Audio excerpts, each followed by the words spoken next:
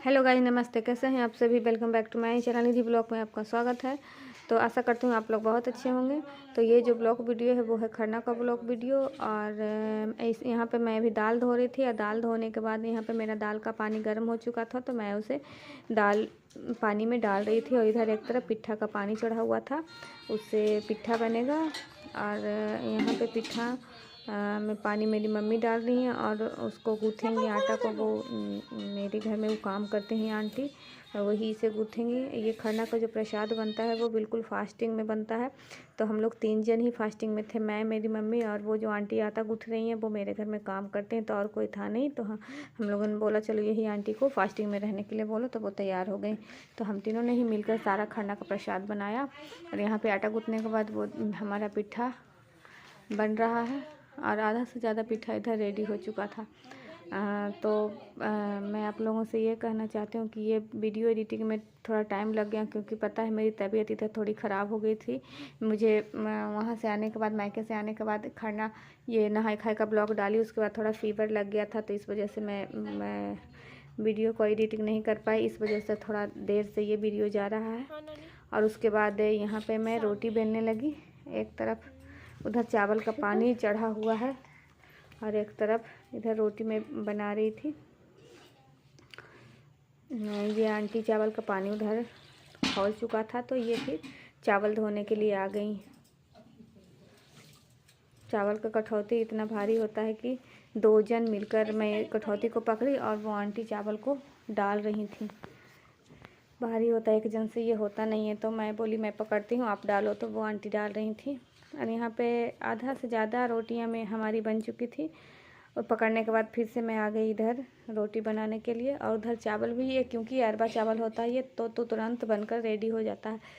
तो वो आंटी उधर उसका जो होता है पानी निकालने के लिए उसे उतार रही थी। और इतना भारी होता है, मेरे से तो ये अलगेगा भी नहीं। और मम्मी का पैर में दर्द रहता है, तो वो उनसे भी नहीं होता, तो वही आंटी पिछले साल भी वही निकाली थी इसका पानी, और इस साल भी वही निकालेंगी हम लोगों से ये, क्योंकि अलगेगा नहीं हो पाएगा हम लोगों से, हाथ पैर जल जाएगा सो अलग।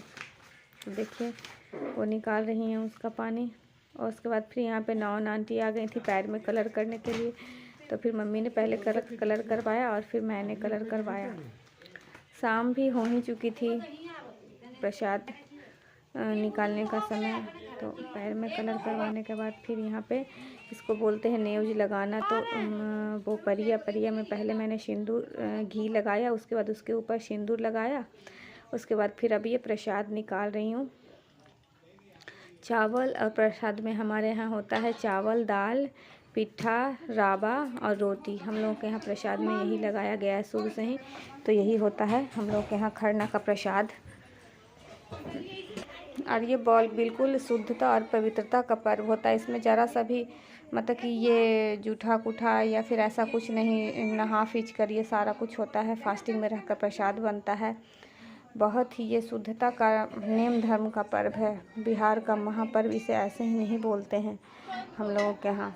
हम बिहारियों के लिए ये बहुत ही खास पर्व होता है, छठ पूजा। दिवाली के बाद ही इसका कार्यक्रम शुरू हो जाता है, जैसे कि चावल चुनना, गेहूँ चुनना, यही सब दिवाली के बाद ही ये सब शुरू हो जाता है काम करना। तो यहाँ पे मैं पूछ रही थी कि दाल उस चावल के बगल में ही डाल दूँ क्या, तो मुझे पता नहीं था, तो मैं पूछकर यहाँ पे डाल रही थी।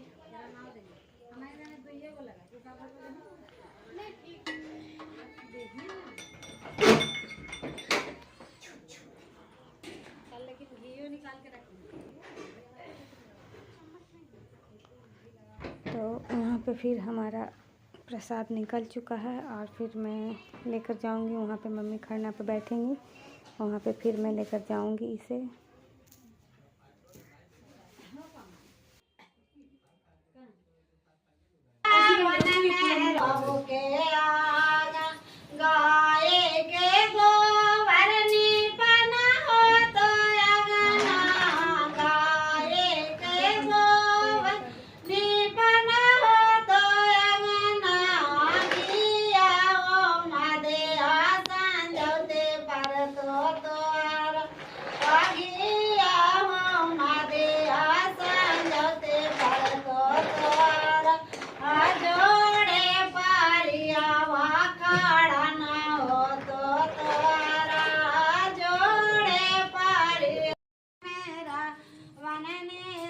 बाबू के आंगन गाये के गोत अंगना दिया ओ मदेया संझते पर आया जे के हरवा के रे दे मदिया ले हमें जामा हो गेलै खाड़ा नामा के बेरिया हो मदिया ले